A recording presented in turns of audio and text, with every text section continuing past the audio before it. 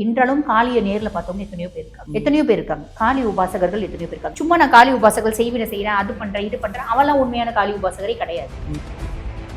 ரத்தம் கொடுன்னு சொல்லும் போது நீ ரத்தத்தை கொடுத்துடக்கூடாது. நீ கேட்கணும், நான் உன்கிட்ட 3 வரன்னு கேட்பேன், அந்த 3 வரமும் நீ கொடுக்குறனா தான் நான் ரத்தம் கொடுப்பேன் அப்படின்னு நீ சொல்லணுமா?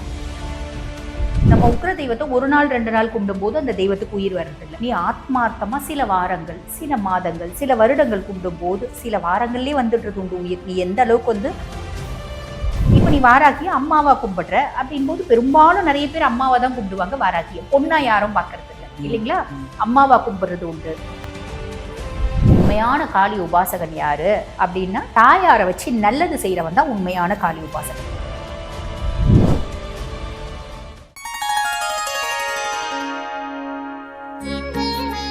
வணக்கம். வணக்கம்.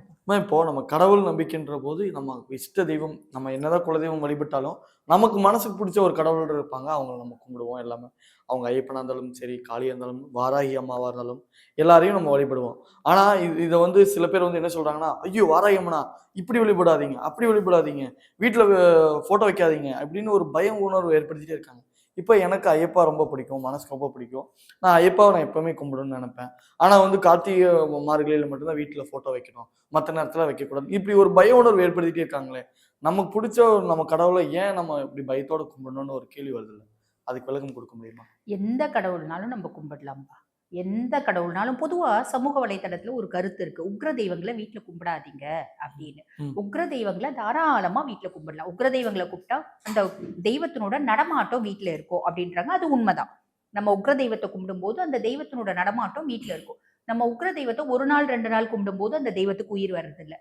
நீ ஆத்மார்த்தமா சில வாரங்கள், சில மாதங்கள், சில வருடங்கள் கும்பிடும் போது சில வாரங்கள்லயே வந்துடுறது உண்டு உயிர். நீ எந்த அளவுக்கு ஆத்மார்த்தமா உள்ளன்போட அதீத பிரியமா நீ பக்தி செலுத்துறியோ அதை பொறுத்து அவங்களுக்கு பாத்தீங்கன்னா உயிர் அப்படின்றது வந்துடும். உயிர் வந்துடுச்சு அப்படின்னா நீ பண்ணக்கூடிய வழிபாடு வீரியமாக வீரியமாக அந்த தெய்வத்தினோட நடமாட்டம் அப்படின்றது வீட்டுல இருக்கும். அது நிதர்சனமான உண்மை. அப்ப அந்த தெய்வத்தினோட நடமாட்டம் வீட்டுல இருக்குது அப்படின் போது குடும்பத்துக்கு பிரச்சனை வருமா? அது கிடையாது. நீ ஒரு தாயா பாவிக்கிற. இப்ப நீ வாராகிய அம்மாவா கும்பிடுற அப்படின் போது பெரும்பாலும் நிறைய பேர் அம்மாவா தான் கும்பிடுவாங்க. வாராகிய பொண்ணா யாரும் பாக்குறது இல்லை இல்லைங்களா? அம்மாவா கும்பிடுறது உண்டு. அதே மாதிரி ஒரு சகோதரியா கும்பிடுறது உண்டு. ஒரு சிலர் குழந்தையா வாராகிய பாக்குறவங்களும் உண்டு. அது அவங்களோட மனசை பொறுத்து. பக்தி எப்படி வேணா எடுத்துக்கலாம். மீரா கிருஷ்ணரை ஒரு காதலனா எடுக்கலையா, காதலனா எடுக்கலையா, அந்த மாதிரி நீ எப்படி வேணா உன் பக்தி எடுக்கலாம். நீ எப்படி எடுக்கிறியோ அந்த ஸ்வரூபத்துல அவ உனக்கு உதவிதான் பண்ணுவாளே தவிர உனக்கு எடுக்க மாட்டான். இது பொய் அப்படின்னு தான் சொல்லணும். மேம் நீங்க இப்போ இது சொன்னது ஓகே. ஆனா உக்கிர தெய்வம்னு சொல்லும்போது டக்குன்னு ஞாபகம் வருது காளி. அவங்களுடைய இப்ப காளியும் பாத்தீங்க அப்படின்னா வைக்கக்கூடாது, சிலை வழிபாடு இருக்கக்கூடாது அப்படின்னு மாதிரிலாம் சொல்றாங்களே வீட்டுல, அது எப்படி பாக்குறீங்க? இல்ல பொதுவா பாருங்க, தசமஹா வித்யாக்கள் அப்படின்றது அம்பிகையினோட 10 ஸ்வரூபம். புரியுதுங்களா? இந்த தசமஹா வித்யாக்கள் இல்ல அப்படின்னா பெண்களோட ஒரு என்ன சொல்றது, பெண்களோட சேஃப்டிக்கு வேற எந்த கடவுளுமே இல்ல அப்படின்னு சொல்ல. விஸ்டம் கோடசஸ் ஆமா ஆமா. அதாவது தசமஹா வித்யாக்கள் கலியுகத்துல கண்கண்ட கடவுள் அப்படின்னு சொல்லுவாங்க. நம்ம தமிழ்நாட்டுல தசமஹா வித்யாக்களை பத்தி தெரியாது. ஆனா வடநாட்டுல தசமஹா வித்யாக்கள் வழிபாடு இல்லாத இடமே இல்லை அப்படின்லாம். தமிழ்நாட்டுல தசமஹா வித்யாக்களை பத்தி நிறைய பேசுறது நான் தான். இதுல தசமஹா வித்யால மகாவித்யா காளி. காளியை பத்தி சொல்லணும் அப்படின்னா உக்ர சுரூபிணி, கோர ரூபினியா இருந்தாலும் குழந்தை போன்றவ. அதுதான் எப்படி வாராகியும் அந்த மாதிரி தான். ஆனா வாராகினாலும் பிளசன்ட் கோடஸ், ரொம்ப அழகா இருப்பா. ஆனா காளி அப்படி இல்லை, ரொம்ப உக்ரமா இருப்பா. காளியை பத்தி ரொம்ப அழகா ராவணன் வர்ணிச்சிருப்பாரு ராவண சம்ஹிதையில. ராவணன் பாருங்க இருக்கிற ஒவ்வொரு கடவுளையும் சித்தி பெற்ற மனுஷன். எல்லா கடவுளையும் அவனுக்கு மனுஷன்னு சொல்ல முடியாது, கடவுள் அப்படின்னு சொல்லலாம். இன்றளவும் ராவணனை போல சிறந்த பக்தி யாருக்கும் கிடையாது. இனிமேலும் இந்த பூமி உள்ள வரையிலும் ராவணனை போல சிறந்த பக்தன் பிறக்க போறதும் கிடையாது. புரியுதுங்களா? அவனை வில்லனாவே காமிச்சாங்களே தவிர அவன் ஹீரோவும் அவன் தான், ரியல் ஹீரோ அப்படின்னு சொல்லலாம் ராவணனை.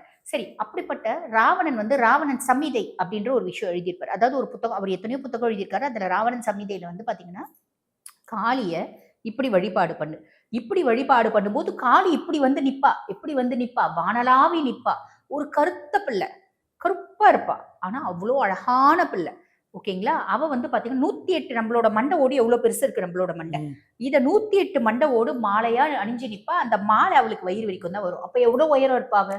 வானலாவி நிப்பா. அழகான கண்ணு, பல கைகள். அதுல ஒரு கை பாத்தீங்கன்னா ஒரு ஒரு அரக்கனோட முடி, தலை முடி எப்படி புடிச்சிட்டு இருக்கும்.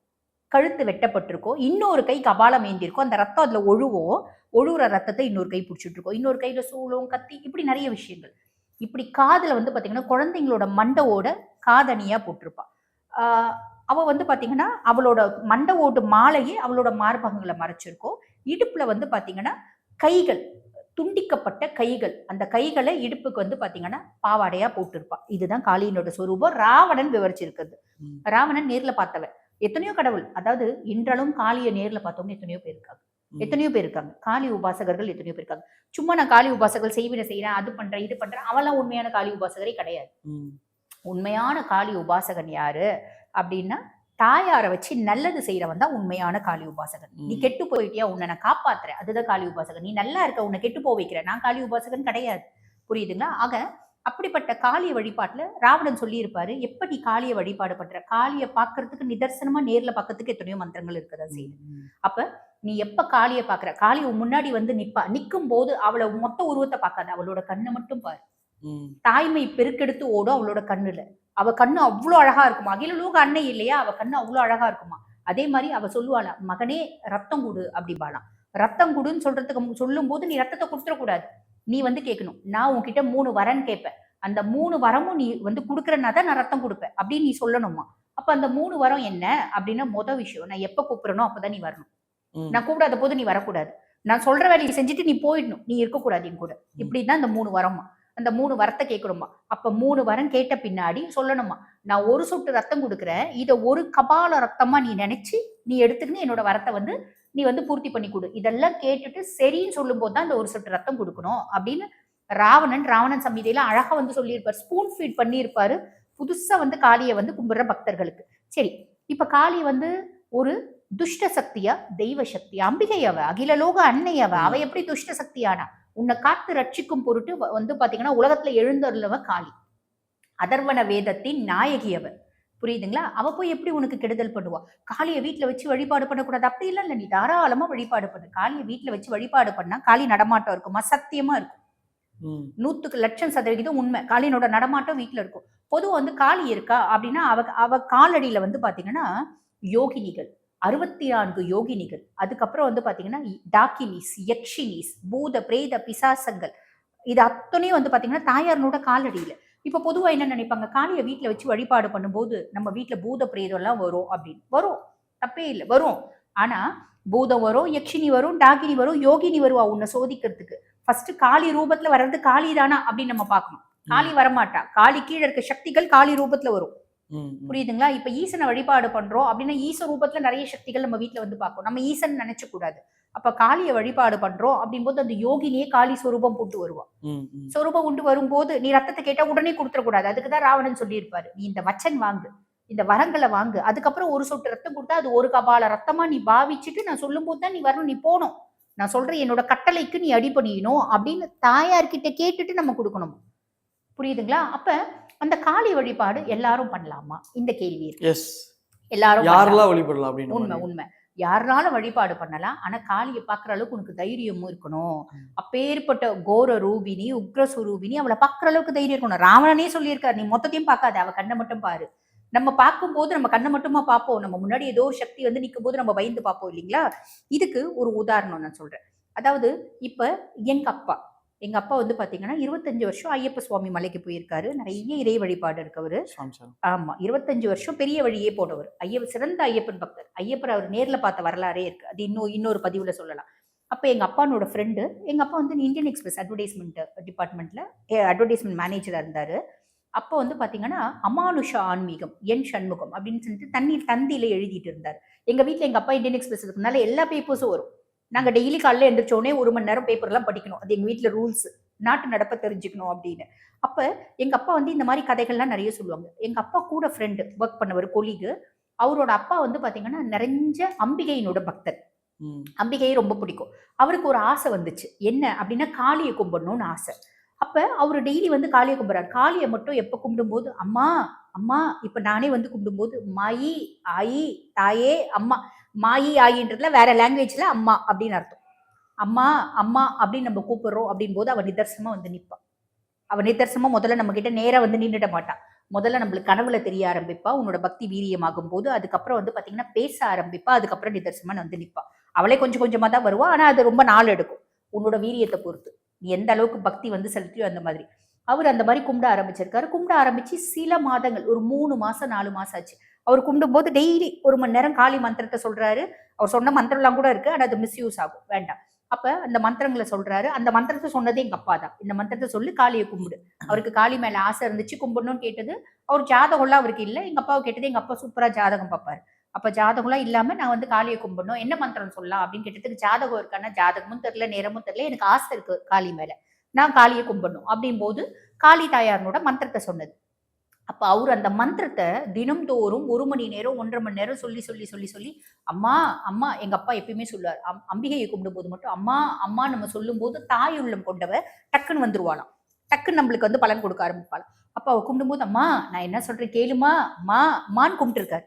ஒரு நாள் அவ சொல்லியிருக்காரு, அம்மா நான் என்ன சொல்றேன்னு கொஞ்சம் கேளுமா, ஏம்மா என் கூட பேசுமா, அம்மா அம்மா அப்படின்னும் போது, சொல்லு அப்படின்னு ஒத்த வார்த்தை அவ சொல்லியிருக்கா. அந்த சொல்லு அப்படின்ற ஒத்த வார்த்தை வீடே அதிர்ச்சாம். வீடே அதிரும்போது அன்னைக்கு அவருக்கு சித்த பிரம்ம பிடிச்சிச்சு. அவர் தெளிவே இல்லை சித்த பிரம்மையில இருந்து, பயந்துட்டார். ஷாக்னால சித்த பிரம்ம பிடிச்சிருச்சு. அந்த வார்த்தை, அதாவது அந்த வார்த்தைகள் வந்து எப்படி இருந்துச்சு அப்படின்னா, அதாவது அவரு பண்ணும்போது எங்க அப்பானோட ஃப்ரெண்டும் கொலிகும் அங்க இருந்திருக்காரு. அவர் வந்து ஹால்ல உட்காந்துருக்காரு. இவர் சொல்றாரு, அம்மா நான் சொல்றதை கேளுமா, அம்மா என் கூட பேசுமா, என் கூட பேசுமா. அவ வந்து கும்பிட்டுட்டு விட்டு இருந்தா பரவாயில்ல, என் கூட பேசுமா பேசுமான்னு சொல்லும் போது ரொம்ப ஆசையா கும்பிடும் போது அவ சொல்லுன்னு இருக்கா. அந்த வார்த்தை ஹால்ல உட்கார்ந்தவங்களுக்கு கேக்குது. அவங்களுக்கு பெரிய வீடு, ஹால்ல உட்கார்ந்துருக்கவங்களுக்கு அந்த அதிர், யாரு சொல்லு அப்படின்னு கேக்குறாங்க. அப்படின்னு போது அவங்க அப்பா வந்து பார்த்தா, அவங்க அப்பா அப்படியே சித்த பிரம்ம பிடிச்சு உட்காந்துட்டார். அந்த வார்த்தையை தான் இவங்க கேட்டாங்க. அந்த தாயார் எதற்கு வந்து சொல்லுன்னு சொன்னாளா, இல்ல அவ குரலை கேட்டே அவருக்கு சித்த பிரம்ம பிடிச்சிருச்சா தெரியாது. இந்த மாதிரி தாயாரை வந்து கும்பிட்டுட்டு சித்த பிரம்ம ஆனவங்க எத்தனையோ பேர் இருக்காங்க. இதுக்குதான் வந்து எங்க அப்பா கேட்டது, ஜாதகம் சொல்லு, பிறந்த நேரம் சொல்லு, தேதி சொல்லு அப்படின்னு. ஏன் அது கேட்டது அப்படின்னா, அவர் எத்தனையோ முறை சொல்லி அவர் கேட்கல. இல்ல இல்ல நீ சொல்லு நீ சொல்லு அப்படின்னு கேட்டது. பெரியவங்க அப்பா மாதிரி கேட்கிறாங்கன்றதுனால சொன்னது. பொதுவா வந்து சுய ஜாதகத்துல ராகுனோட பொசிஷன் நம்ம பார்க்கணும். ராகு எப்படி இருக்கா அதை பொறுத்துதான் நம்ம காளி மாதிரி உக்ர தெய்வங்களை வழிபாடு பண்ணணும். நீ வந்து வழிபாடு பண்றது தப்பு இல்லை, நீ தாயாரை வந்து பார்த்தே ஆகணும் அப்படின் போது சுய ஜாதகத்துல ராகுனோட பொசிஷன் பார்க்கணும். புரியுதுங்களா? நீ புலிவாலை பிடிக்கிற அப்படின்னா புலிகிட்ட போற அளவுக்கு உனக்கு தைரியம் இருக்கும். எனக்கு புலிகிட்ட போறதுக்கு தைரியமே இல்லை அப்படின்னா நீ புலிவாலை பிடிக்கிறத பத்தி யோசிக்க கூடாது, புலிகிட்ட போறதை பத்தியே யோசிக்க கூடாது. தாயார் வந்து உக்ர சுரூபினி. அவ என்ன கேட்டா, சொல்லுன்னு தானே கேட்டா. அந்த சொல்லுன்ற அதிர்வலையே உன்னால தாங்க முடியல அப்படின் போது நீ எப்படி தாயாரை கும்பிடலாம்? அப்ப எல்லாருமே தாயார் கூப்பிட்ட குரலுக்கு ஓடோடி வந்து உன்னோட பிரச்சனைல இருந்து வெளியே வரக்கூடியவ. இதுக்கு எத்தனையோ உதாரணம் இருக்கு, எத்தனையோ கிளைண்ட் ஸ்டோரி இருக்கு. இனி வரும் பதிவுகளை நம்ம பார்க்கலாம். காளியை கும்பிட்டு நல்கதி அடைஞ்சவங்க எத்தனையோ பேர் இருக்காங்க.